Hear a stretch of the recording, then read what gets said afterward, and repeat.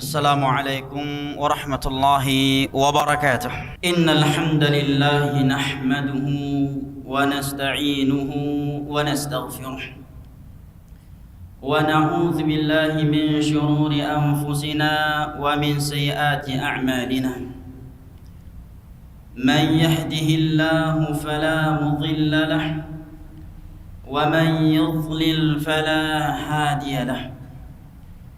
وأشهد أن لا إله إلا الله وحده لا شريك له وأشهد أن محمدا عبده ورسوله صلى الله عليه وعلى آله وصحبه وسلم تسليما كثيرا. عباد الله، أوصي نفسي وإياكم بتقوى الله، فقد قال الله تعالى في كتابه الكريم: يا أيها الذين آمنوا اتقوا الله حق تقاته ولا تموتن إلا وأنتم مسلمون.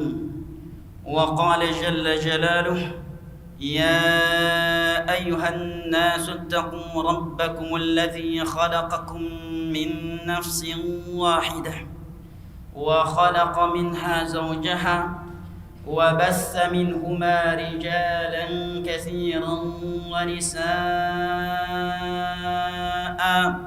واتقوا الله الذي تساءلون به والأرحام إن الله كان عليكم رقيبا.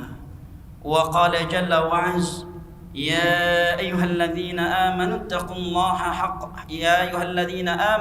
الله وقولوا قولا سديدا يصلح لكم أعمالكم ويغفر لكم ذنوبكم ومن يطع الله ورسوله فقد فاز فوزا عظيما. أما بعد، فإن أصدق الحديث كلام الله، وخير الهدي هدي محمد صلى الله عليه وسلم، وشر الأمور محدثاتها، فإن كل محدثة بدعة وكل بدعة ضلالة وكل ضلالة في النار. أعاذني الله وإياكم من النار. عباد الله، sidang salat Jumat rahimani Allah wa iyyakum yang saya cintai dan saya muliakan. Sungguh Allah Jalla wa Ala tidak menciptakan kita kecuali untuk beribadah hanya kepadanya, dan Ia yang telah menciptakan kita untuk beribadah kepadanya melarang kita melakukan kesyirikan kepadanya. Allah Jalla wa Ala berfirman di akhir-akhir surat Az-Zariyat: "Wa ma khalaqtul jinna wal insa illa liya'budun ma uridu minhum min rizqin wa ma uridu an yut'imun Inna Allaha huwar razzaqu dzul quwwatil matin." Tidaklah aku menciptakan jin dan manusia kecuali agar mereka beribadah hanya kepada aku. Aku tidak menginginkan rezeki dan makanan dari mereka. Sesungguhnya Allah Maha Pemberi rezeki lagi Maha memiliki kekuatan yang nyata. Dan di dalam surat An-Nisa, Allah Jalla wa Ala berfirman: "Wa'budullaha wa la tusyriku bihi syai'a." Dan beribadahlah kalian kepada Allah, wa la tusyriku bihi syai'a, dan jangan sekali-kali kalian menyekutukan Allah, melakukan dosa syirik kepada Allah Jalla wa Ala. Syirik definisinya adalah sarfu syai'in min khasaisillahi li ghairillahi azza wa jalla, memalingkan salah satu dari kekhususan Allah Jalla wa'ala kepada selainnya. Dan di antara kesyirikan adalah memakai jimat. Memakai jimat supaya sakti, supaya kebal, dan supaya tidak malang hidupnya. Nabi SAW bersabda: "Man ta'allaqa tamimatan faqad asyrak." Barang siapa yang memakai jimat, maka sungguh dia telah berbuat syirik kepada Allah Jalla wa'ala. Nabi SAW juga bersabda: "At-tiwalatu wan-namimatu wat-tiwalatu syirkun." Tiwalah, namimah, jimat-jimat yang dipakai agar selamat dari kejelekan, agar tidak terkena penyakit, itu semua adalah syirik. Suatu hari Nabi SAW ra'a fi yadi rajulin Nabi wahnan. Suatu ketika Nabi SAW melihat ada gelang di tangan seorang sahabatnya. Maka Nabi pun bertanya, "Ma hadza?" Gelang apa ini? Tanya Nabi SAW kepada sahabatnya tersebut. Maka sahabatnya menjawab, "Minal wahinah." Ini gelang jimat supaya tidak terkena penyakit wahan. Penyakit yang apabila menimpa tangan akan menyebabkan tangan terluka parah, bahkan meruntuhkan jari jemari. Maka sahabat ini menjawab karena ia baru masuk Islam, baru berpindah agama dari kesyirikan kejahiliannya ke dalam Islam. Tatkala Nabi bertemu dengannya, Nabi melihat ada gelang di tangannya. Maka Nabi bertanya, "Ma hadza?" Gelang apa ini? Dia pun menjawab, "Minal wahinah." Ini gelang supaya enggak kena penyakit wahan. Ini gelang jimat, gelang sakti, diberikan oleh wali majdzub fulan. Sudah ada isinya ini. Kemanapun kita pergi nggak akan lapar selama bawa dompet dan uang. Mahada, gelang apa ini? Tanya Nabi SAW kepadanya. Maka beliau menjawab, "Minal wahinah." Ini gelang supaya nggak kena penyakit wahan. Mendengar jawabannya tersebut, maka Nabi SAW bersabda, "Izlaha fa innaha la taziduka illa wahna wa in mita wa huwa anta ala dhalik ma aflahta abada." Buang gelang jimat kamu itu. Fa innaha la taziduka illa wahna. Karena jimat itu hanya membuat engkau semakin pengecut, semakin penakut, dan semakin terpuruk. Dan faktualnya, memang para pengguna jimat yang pakai jimat baik militer maupun sipil, mereka manusia yang paling pengecut. Manusia yang paling penakut adalah mereka yang pakai jimat. Begitu masuk ke medan perang, mulai dia bergetar, mulai dia berkeringat dingin, ketakutan, lupa bawa jimat. Akhirnya nggak berani perang. "Lek, kau aja di depan, lek, biar ku jaga diri belakang kau, lek." Padahal memang takut maju ke depan karena lupa bawa jimat. Begitu hujan, mulai dia ketakutan, mulai dia gelisah. Kenapa? Karena jimat dia nggak bermanfaat kalau sedang hujan. Di kantor gelisah sendirian, sering melamun, gelisah, sedih, ketakutan. Kenapa? Karena tadi malam Jumat Kliwon lupa memandikan keris keramat pusaka yang diwariskan oleh nenek moyangnya. Makanya Nabi mengatakan, "Fa innaha la taziduka illa wahna." Jimat itu hanya membuat engkau sebagai orang yang pengecut, penakut, dan selalu di dalam kegelisahan dan kelemahan. Begitu lupa bawa jimat, cemen langsung dia. Kalau sedang pakai jimat, semua orang di kota Medan ditantang sama dia. Begitu cek jimat, rupanya lupa bawa jimat, langsung ambil jurus langkah 1000. Makanya Nabi katakan, "Fa innaha la taziduka illa wahna." Jimat itu hanya membuat engkau semakin pengecut, penakut, lemah, gelisah, dan di dalam keterpurukan. Wa in mitta wa hiya 'alaik ma aftahta abada. Dan kalau kamu mati masih pakai jimat, ma aftahta abada, kamu akan sengsara selama-lamanya. Sabda Nabi kita SAW kepada orang tersebut, jangan pernah takut kepada orang yang memperlihatkan kesaktiannya karena punya jimat.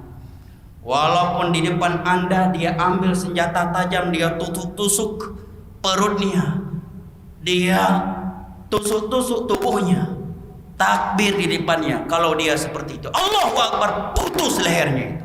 Bacakan ayat kursi kepadanya. Komandan, atasan, kawan, memperlihatkan dirinya kebal. Di saat dia sedang menusuk perutnya, takbir, bacakan ayat kursi, bacakan surat Al-Fatihah berulang kali, putus lehernya itu. Sudah ada di masa Abdul Malik bin Marwan seorang memperlihat kekebalannya. Sebagian orang memenggalnya, tidak putus lehernya. Maka Abdul Malik bin Marwan turun mengucapkan Allahu Akbar, Bismillah, putus lehernya. Para sahabat Nabi nggak pakai jimat. Nabi perang nggak pakai jimat. Gigi taring beliau patah, pipi beliau begitu mulia berdarah, dan topi perang beliau hancur dibuat oleh musuh-musuh Islam. Seandainya Islam punya jimat, Nabi, para sahabatnya, para tabi'in, tabi'ut tabi'in, dan 4 imam madhab sudah mengajarkan ilmu jimat dan jualan jimat. Makanya di zaman dahulu nggak ada panitia jimat, penjual jimat.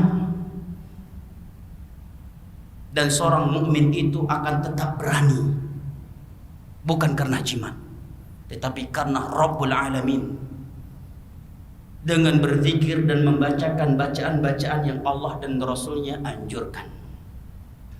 Dan di antara bentuk kesyirikan kepada Allah adalah perdukunan dan sihir. Nabi SAW bersabda, "Man takahhana aw tukuhina lahu wa man sahara aw suhira lahu faqad asyrak aw laysa minna." Sungguh telah syirik, sungguh dia bukan umatku. Mereka yang mempelajari ilmu dukun. Tapi hari ini ilmu dukun gak dinamakan lagi ilmu dukun, karena para dukun udah tahu masyarakat menilai kalimat dukun adalah kata negatif. Maka mereka menamakan ilmu hikmah. Ilmu hikmah, ilmu wahyu.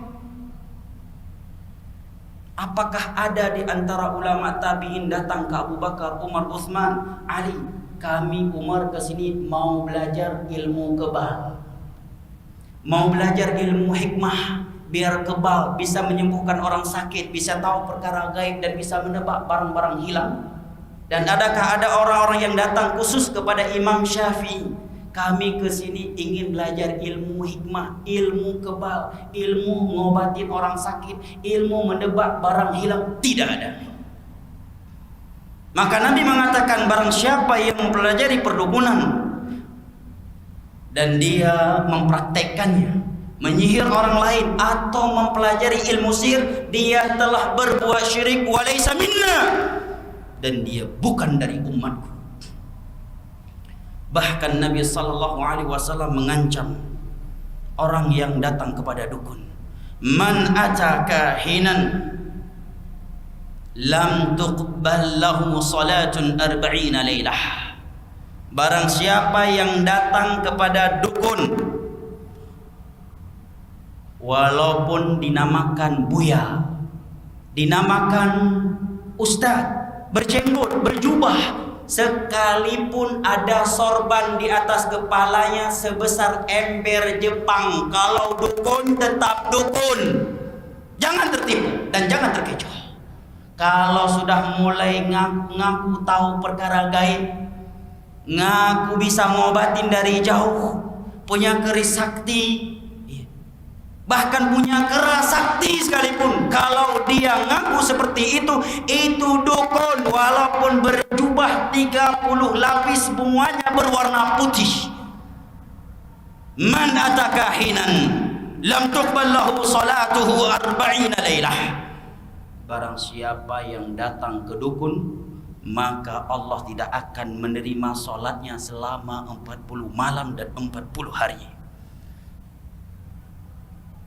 Dan Nabi juga mengatakan, man ataka hinan aw arrafan fasaddaqahu bima yaqul faqad kafara bima unsila ala Muhammad.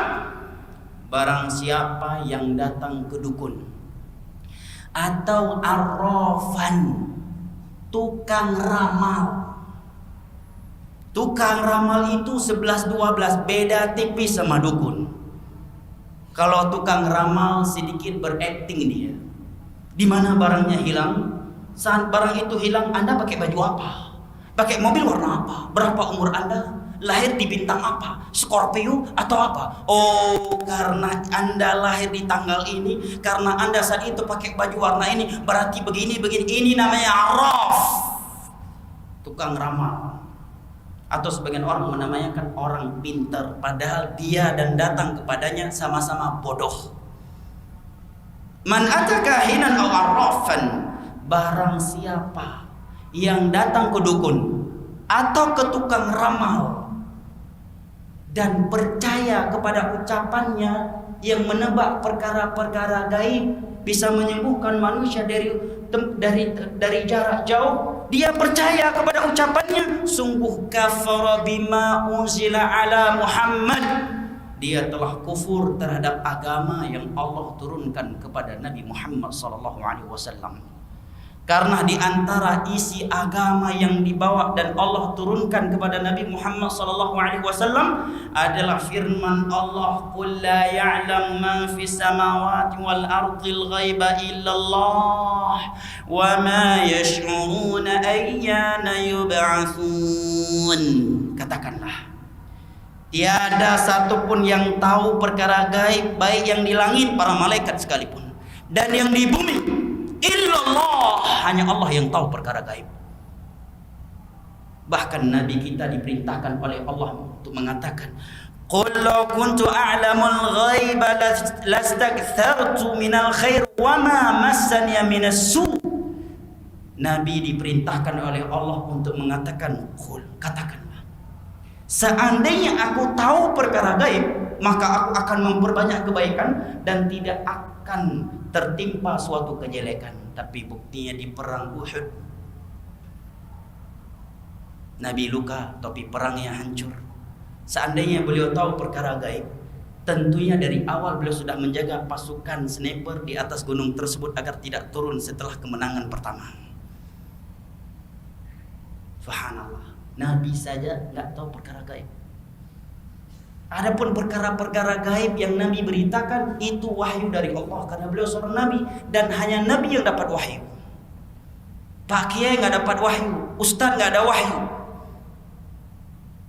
Kalau ada ngaku dapat wahyu, dapat ilham, walaupun dinamakan Ustadz, Kiai, Buya, itu dukun, baik dukun palsu atau dukun asli.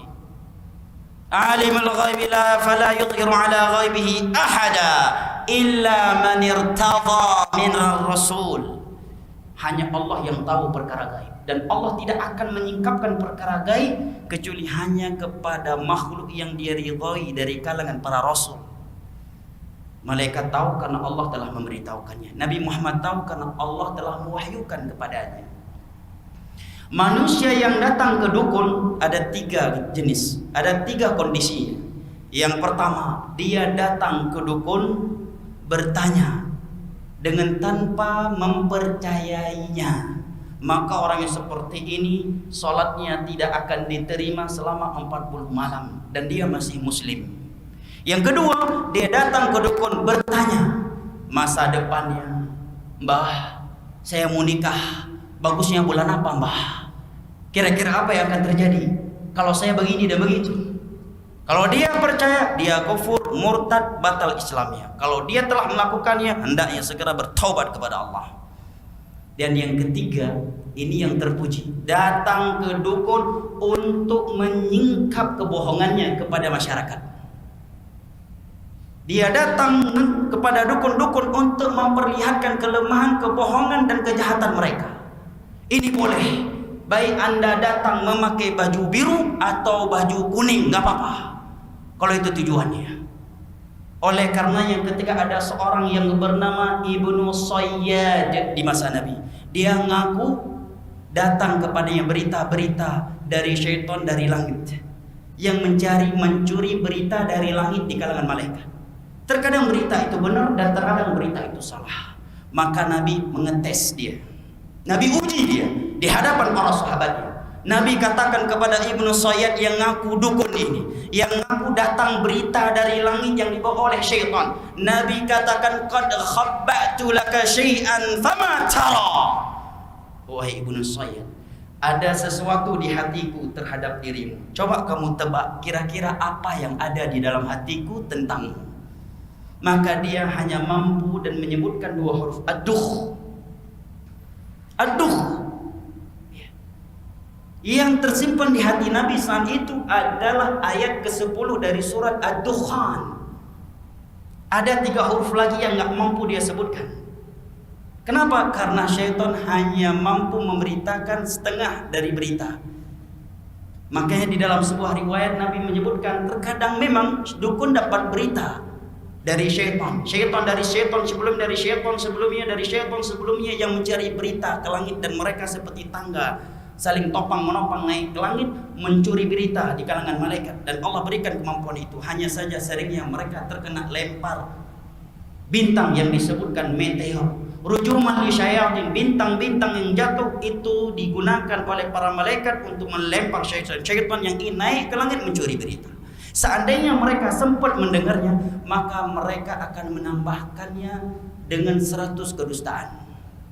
Dapat syaitan pertama 1 berita, atau bahkan belum sempurna dia dengar udah diusir oleh malaikat, ditambahin 100 kedustaan. Kemudian syaitan yang kedua memberikan berita tersebut kepada syaitan yang ketiga setelah menambahkan 100 kedustaan berikutnya. Subhanallah, berapa ribu kedustaan di dalam. Apabila ada orang yang kita lihat pernah berdusta 1, 2 atau 3 kali saja, kita nggak akan pernah percaya lagi kepadanya. Lalu bagaimana kita mau percaya kepada dukun yang berita, di mana berita yang dia sampaikan sudah tercampuri ribuan bahkan jutaan kedustaan?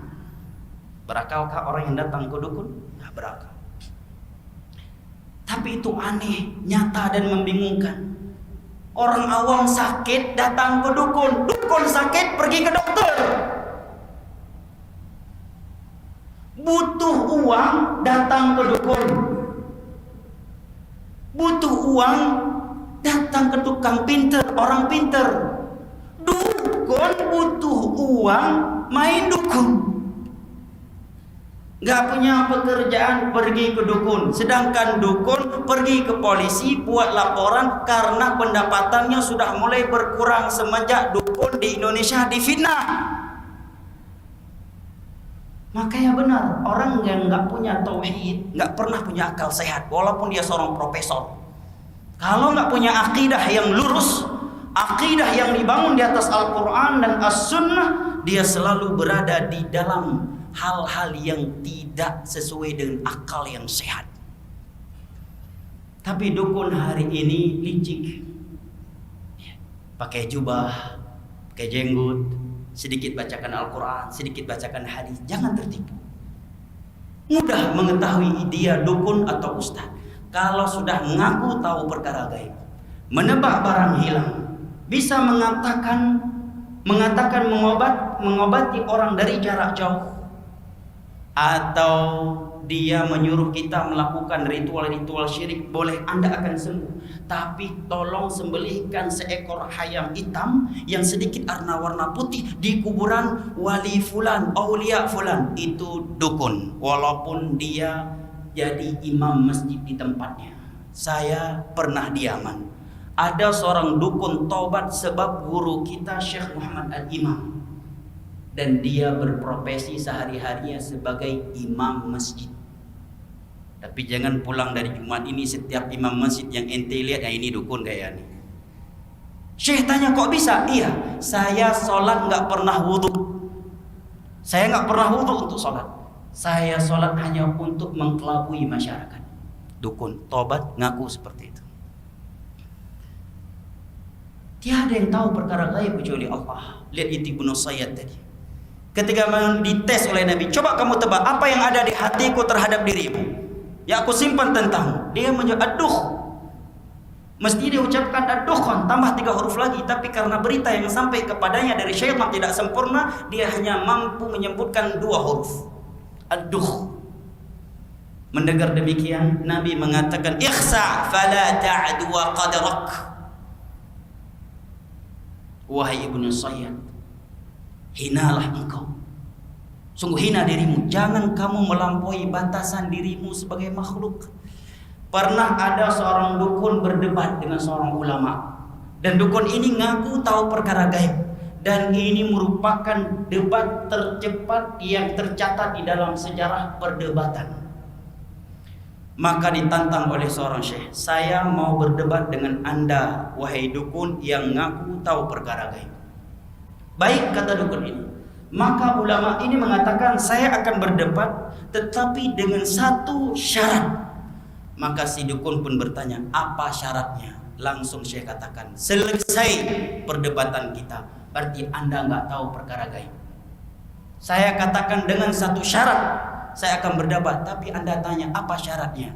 Kalau anda tahu perkara gaib, kenapa harus tahu apa syaratnya? Jadi kalau ada dukun ngaku tahu perkara gaib, datang tampar, bam! Kalau dia tanya, kenapa anda tampar? Lah katanya tahu perkara gaib, kok nanya? Mestinya tahu dong, kenapa saya tampar?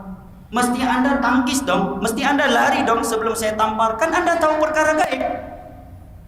Qul la ya'lamu man fi samawati wal ardi al-ghaiba illa Allah wa ma yash'uruna ayyana yub'atsun. Tiada yang tahu perkara gaib baik yang di langit maupun yang di bumi kecuali Allah. Wa ma yash'uruna ayyana yub'atsun. Mereka sendiri, para malaikat, para nabi, para rasul dan manusia-manusia lainnya, mereka sendiri enggak tahu kapan dibangkitkan. Kalau dukun tahu perkara gaib, dia milih jadi panitia pembangunan masjid, enggak mungkin jadi dukun. Kalau dia tahu perkara gaib, tahu kapan mati, dia akan milih jadi imam masjid, santri, tahfiz Al-Quran, bukan milih jadi dukun. Ikhwanil kiram, ibadallah. Tapi karena sebagian masyarakat nggak punya akidah, nggak punya tauhid, hanya karena satu berita mistis yang mungkin terjadi dan kebetulan berpapasan dengan takdir, langsung heboh. Padahal di sana ribuan tebakan yang nggak sesuai dengan takdir. Dan hari ini dukun nggak lagi dinamakan dukun, dinamakan orang pintar, walaupun dia orang bodoh. Disebut pawang hujan, itu dukun. Wa ma tadri nafsum madza taksibu ghadan. Tidak ada yang tahu apa yang akan terjadi, apa yang akan dia lakukan esok hari, kecuali hal-hal yang memang diketahui secara ilmu falak, dan itu sekedar tebakan. Diperkirakan hujan akan turun tanggal sekian-sekian, karena dengan ilmu yang jelas dari ilmu falak itu tidak dinamakan perkara gaib dan tidak dinamakan dukun.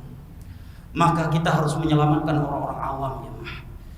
Kebanyakan orang awam yang EQ-nya menengah ke bawah paling mudah ditipu oleh para dukun, paling mudah percaya dengan berita-berita mistis, dan paling mudah jatuh ke dalam dunia khurafat dan takhayulat. Ibadallah, aku liqauli hadza wa astaghfirullah wa atubu ilaih. فاستغفروه وتوبوا إليه إنه هو التواب الغفور. بارك الله لي ولكم في القرآن العظيم ونفعني وإياكم بما فيه من الآيات والذكر الحكيم وتقبل مني ومنكم تلاوته إنه هو السميع العليم.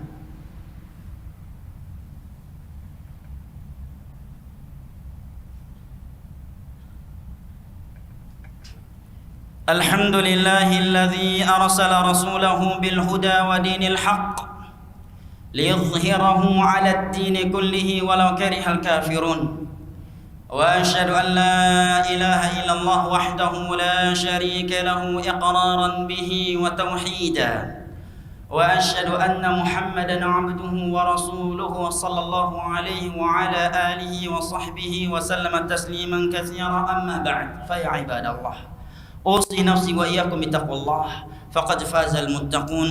ويقول ربنا جل وعلا في كتابه الكريم: إن الله وملائكته يصلون على النبي يا أيها الذين آمنوا صلوا عليه وسلموا تسليما. اللهم صل على محمد وعلى آل محمد كما صليت على إبراهيم وعلى آل إبراهيم إنك حميد مجيد وبارك على محمد وعلى آل محمد كما باركت على إبراهيم وعلى آل إبراهيم إنك حميد مجيد اللهم أرنا الحق حقا وارزقنا اتباعه وأرنا الباطل باطلا وارزقنا اجتنابه اللهم إنا نسألك الهدى والتقى والعفاف والغنى ربنا آتنا في الدنيا حسنة وفي الآخرة حسنة وقنا عذاب النار وسلام على المرسلين والحمد لله رب العالمين وأقيموا الصلاة